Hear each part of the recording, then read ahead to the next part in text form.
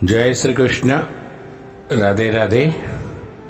राधे सत्संग में सत्संग का रसपान करते सभी आत्मीय जनों, श्री वल्लभ की प्रेरणा से प्रेरित होकर राधे सत्संग में आज हम आषाढ़ सुद दशम यानी कि बैंगन दशमी, उसका पुष्टि संप्रदाय में क्या महत्व है, कौन सी सामग्री आती है, उस सब के बारे में देखें। लेकिन इससे पूर्व अगर आपने राधे सत्संग चैनल को सब्सक्राइब न किया तो कर लेना, जिससे आपको हर सत्संग की जानकारी मिल सके और अपने स्नेहीजनों को ये लाभ मिले, इसलिए वीडियो लाइक करके शेयर करना। तो प्रियजनों, आषाढ़ सुद दशम यानी कि बैंगन दशमी, इसका संप्रदाय में बहुत महत्व है। शास्त्र वचन, भगवदाज्ञा और श्री महाप्रभु जी के सिद्धांत का जो त्रिवेणी संगम है वो देखें, उसका लाभ भी ले। तो शास्त्र द्वारा बैंगन में दो दोष बताए गए हैं। बुद्धि की सात्विक विचारधारा को नष्ट करता है और दूसरा आसुरी विचारधारा को पोषण करता है। तो इसीलिए तो श्री महाप्रभु जी ने संप्रदाय में बैंगन का प्रयोग पहले निषेध रखा था। प्रभु को नहीं डरते थे और प्रभु को डरने की आज्ञा भी नहीं थी। लेकिन जब आप श्री एक बार उड़ीसा में जगन्नाथपुरी तीर्थ में पधारे, तब स्वयं जगन्नाथ जी ने कहा कि मुझे बैंगन बहुत प्रिय है, आप भी संप्रदाय में उसका स्वीकार करो और सामग्री में धरो। तब श्री महाप्रभु जी ने सेवा कृतिर गुरोराज्ञा बाधनम वा हरिच्छया जो नवरत्न श्लोक में दिया है, उसके न्याय सुप्रभु के वचन का पालन करके संप्रदाय में बैंगन धरने के हेतु कुछ नियम प्रस्थापित किए, जिसमें बैंगन के जो दोष है वह तो कायम रहेगा, यह भी समझाया। अर्थात श्री महाप्रभु जी ने शास्त्र में कहे कि बैंगन के दोष को अपने संकल्प द्वारा तिरोहित किए गए, परंतु आप श्री की आज्ञा विरुद्ध उसका प्रसाद लेने पर बैंगन अपना दोष तो प्रकट करेंगे ही और नुकसान तो करेंगे ही, यह भी बताया। तो प्रियजनों, प्राचीन वैष्णव द्वारा प्राप्त माहिती अनुसार अपने संप्रदाय के अंतर्गत ये 3 नियम मुख्य बताए गए हैं। सबसे पहला नियम जो सफेद बैंगन है, हरे रंग के है, जिसे हम वंताक कहते हैं, उसमें दोष प्रकट ही रहेगा। अर्थात वैष्णव को वह बैंगन सफेद हरे नहीं लेना, यह शास्त्र में निषेध बताया गया है। लेकिन जामली बैंगन में से दोष की निवृत्ति प्रभु को भोग धरने के कारण बताई गई है, यानी कि भगवत प्रसादी अधरामृत में बैंगन का दोष तिरोहित रहेगा। अर्थात सेवक को वह दोष तकलीफ नहीं देगा, परंतु जीवा के स्वाद की प्राधान्यता, उससे प्रसादी को अधिक लेने पर बैंगन के दोष तो खाने वाले में प्रकट हो ही जाएगा, यानी कि बुद्धि में आसुरी विचारों की प्राधान्यता हो जाएगी। अर्थात भगवत प्रसाद के भाव से थोड़ा लेने में दोष नहीं लगेगा, पर जीवा के स्वाद के कारण ज्यादा लेने पर तो दोष जरूर लगेंगे।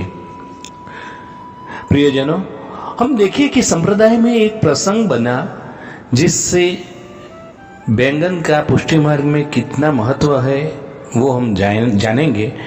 तो श्री गोसाई जी के खवास का प्रसंग है, संप्रदाय में बहुत प्रसिद्ध है।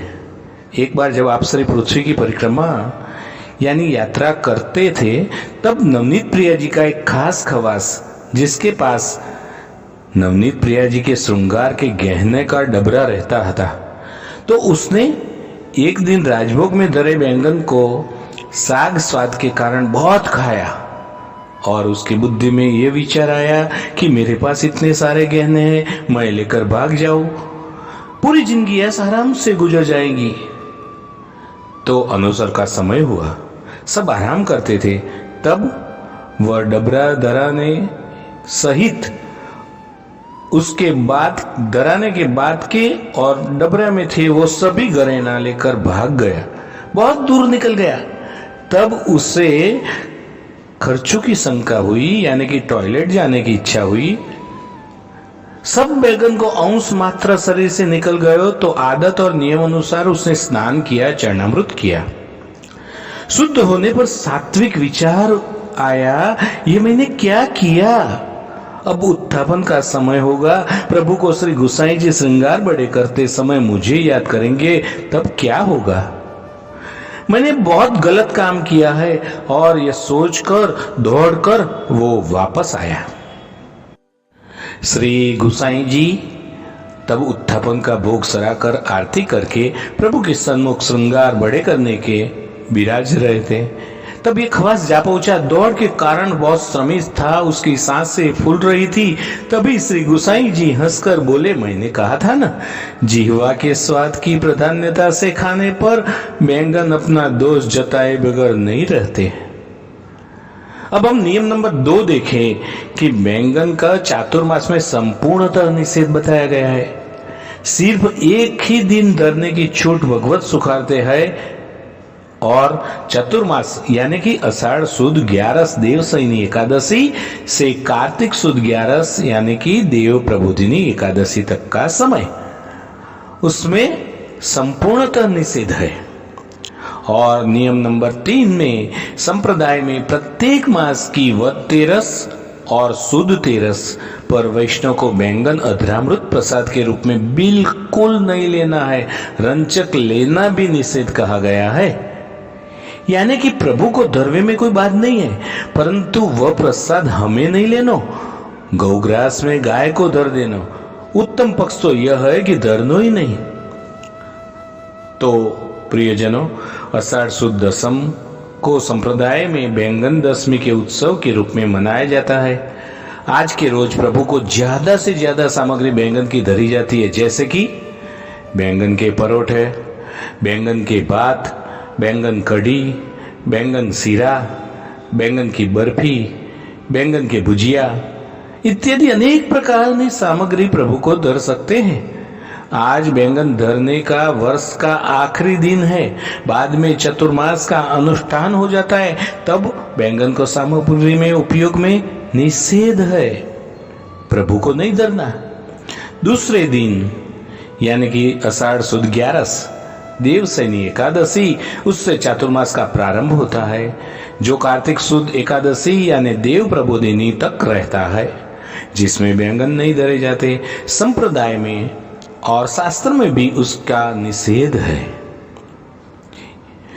जो कि जगन्नाथ जी में तो 12 महीने धरने का प्रकार चलता है। मर्यादा भक्ति मार्ग में चातुर्मास में भक्तिवर्धन हेतु नियम लेने के बताते हैं, वह ब्रह्म संबंधी वैष्णव को नहीं लेने चाहिए, क्योंकि यह सकामता युक्त होने के कारण संप्रदाय में निषेध है। जब हम ब्रह्म संबंधी वैष्णव मर्यादा भक्ति में बताए प्रकार से नियम ले, तब बहिर्मुख हो जाते हैं और वो दूषण ही कहलाएगा। श्री महाप्रभु जी के अपने संप्रदाय में तो कार्तिक सुद 11 के दिन प्रबोधिनी एकादशी, और तब तुलसी विवाह के लग्न मंडप में बैंगन को अनेक सामग्री के साथ सजाते हैं। प्रभु को अत्यंत प्रिय होने के कारण दूसरे दिन यानी कि कार्तिक सुद 12 को बैंगन की विविध सामग्री प्रभु को खास धरी जाती है। पूरे वर्ष में प्रत्येक मास की 13 को निषेध है, वो हमें याद रखना जरूरी है। जिह्वा के स्वाद के कारण उसका अधिक प्रसाद भी निषेध है, वो भी याद रखना है। चातुर्मास का समय आषाढ़ सुद 11 से कार्तिक सुद 11 तक का मनाते हैं, परंतु कार्तिक सुद एकम को अन्नकूट के कारण अन्नकूट में बैंगन धरने का प्रकार है, तब सामग्री में धर सकते हैं, परंतु अधरामृत प्रसाद के रूप में तो हम रंचक ही लेना, और दोनों आज्ञा का इस तरह से हम पालन कर सकते हैं। तो प्रियजनों, इस जानकारी के साथ आज के सत्संग को श्री वल्लभ के चरणों में समर्पित करके अत्रय विराम लें।